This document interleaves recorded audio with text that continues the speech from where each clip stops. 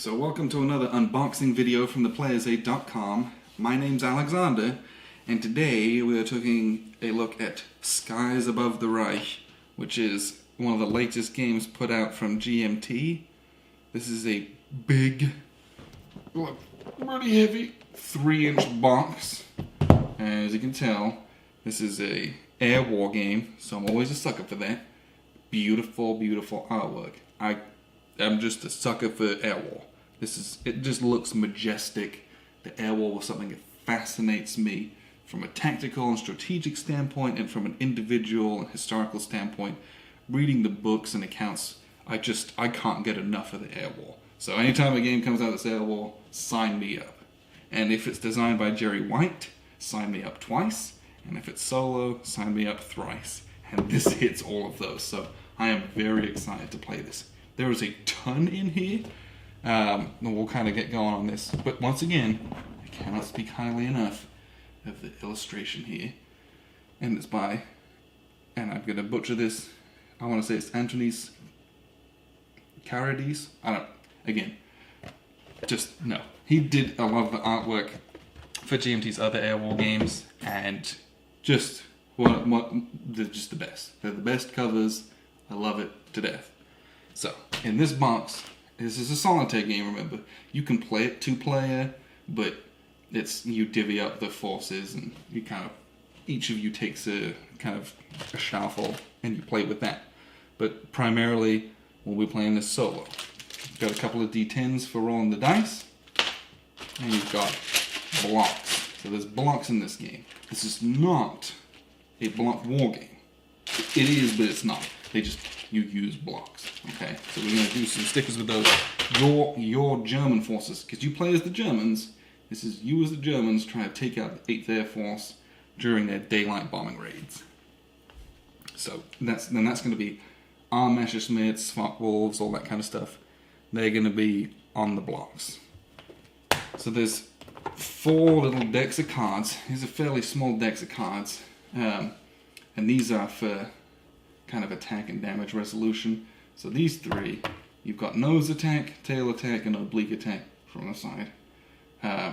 You're going to be drawing these, and there's kind of a matrix on the back that tells you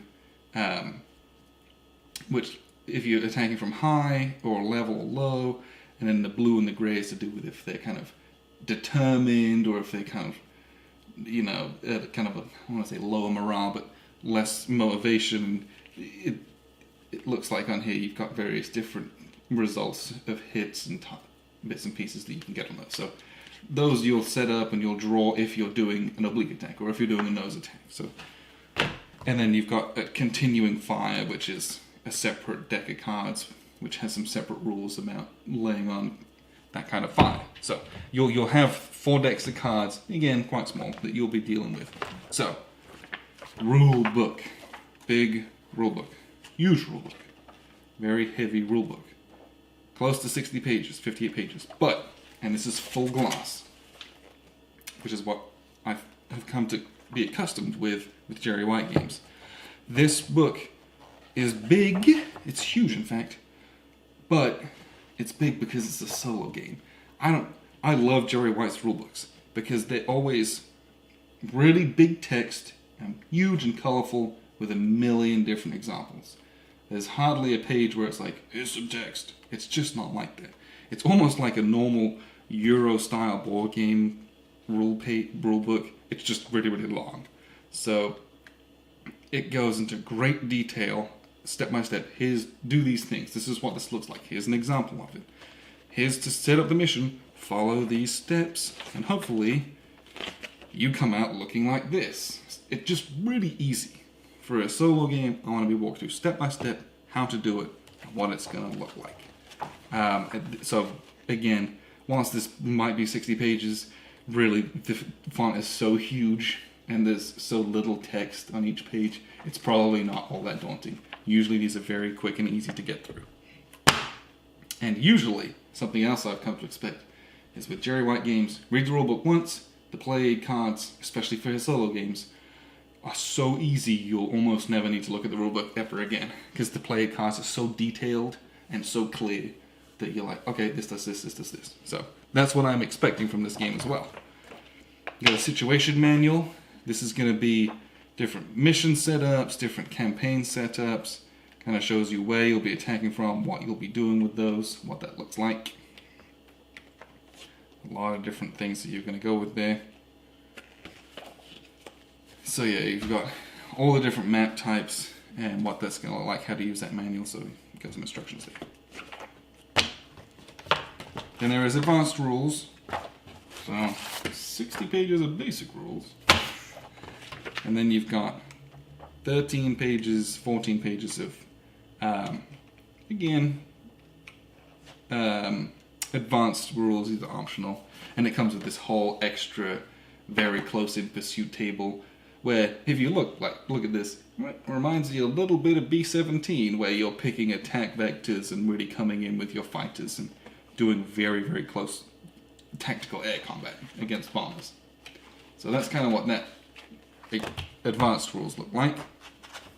So you've got yourself a pilot roster here, which, thank heavens, is double-sided. Double-sided, so on the back, you've got all the missions you'll go through, the various notes and VPs earned. On the front, you have all your different pilots and where they're at. And you got yourself probably 10 to 15 of these. You can photocopy these, but it's nice to actually have them in the box, so you don't have to photocopy them right off the bat. Okay, so we're starting getting into the game here. So, this thing is kind of a pretty big chart. So it's a turn track, and you've got your fate boxes, all different charts here about how things are going to end up when you roll dice. And you got an escort display here, if there's enemy escorts, what that looks like. So this is going to go alongside our board. Okay, so we've got charts here. This is what I was talking about. Read the rules once, boom, you've got basic game, basic game. Those are advanced, so we're probably going to... Oh, there's some basic ones here as well. Okay, then you've got just these charts. This is what we're going to have out.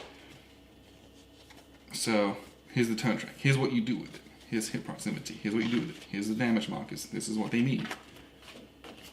Here's what all of the different blocks and pieces mean. If you ever forget, aerial escort combat table.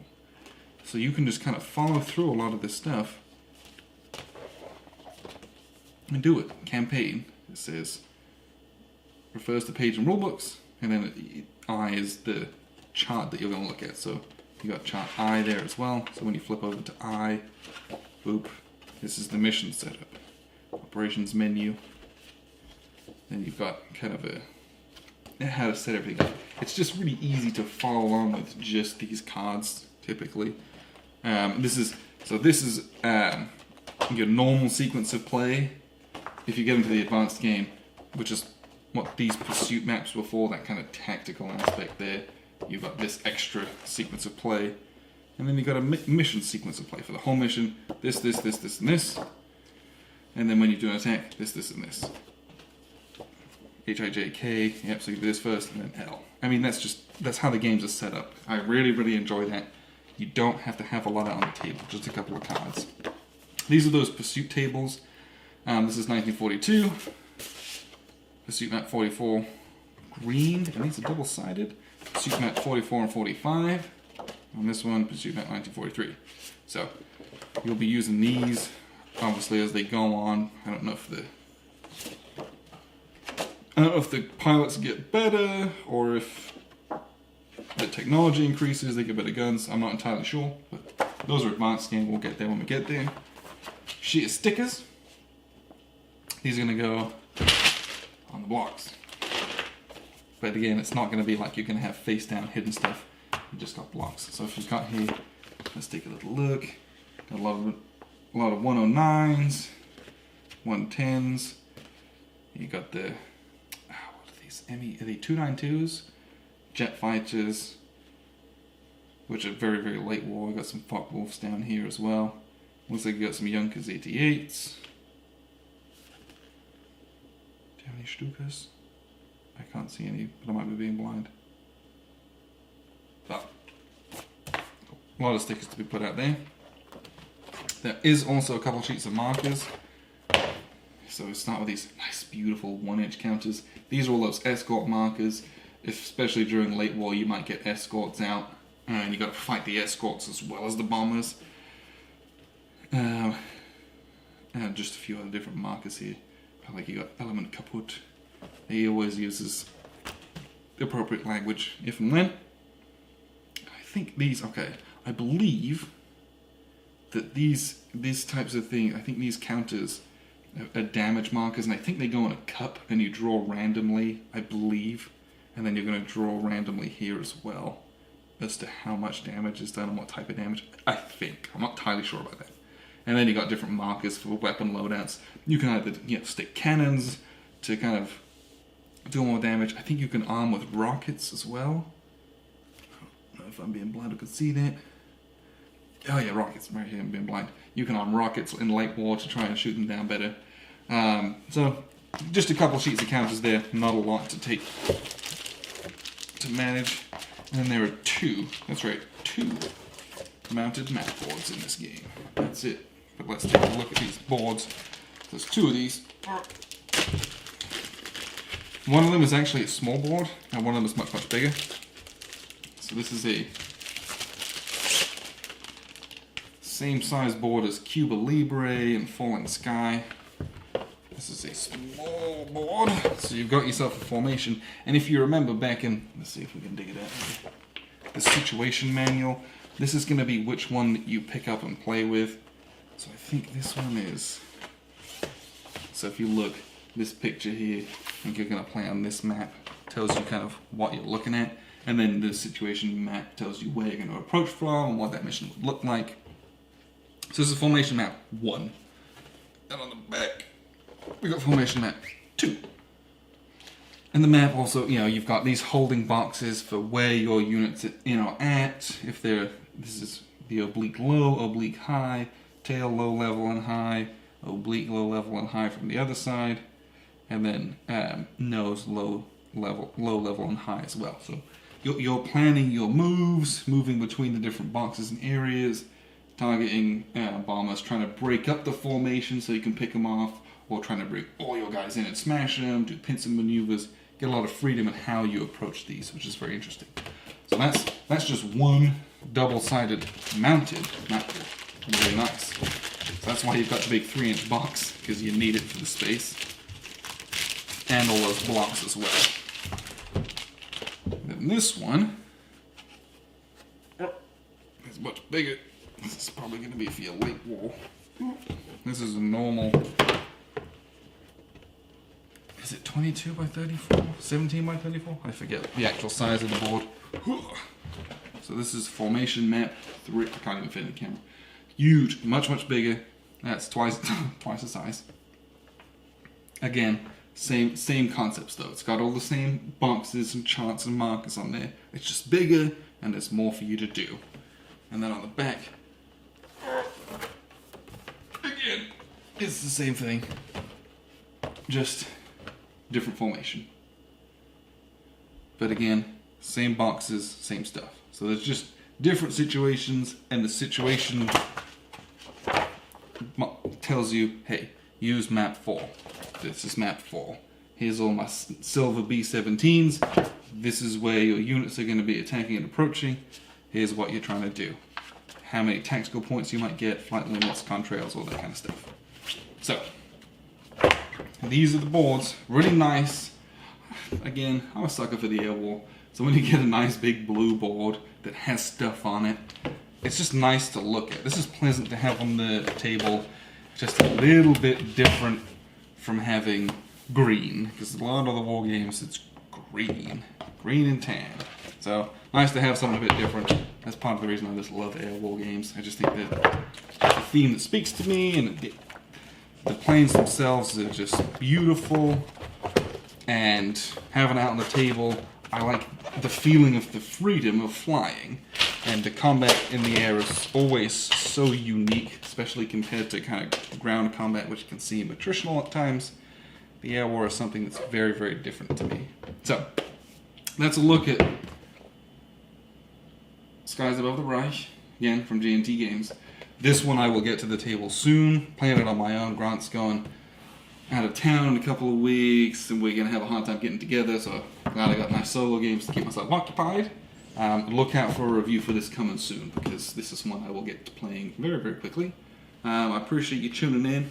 We've got a ton of unboxing videos recently, so that thanks for sticking with us with that. I know it's a lot, but you'll see some big reviews for these coming very, very soon. So I've been Alexander from theplayersaid.com, and thank you very much for watching.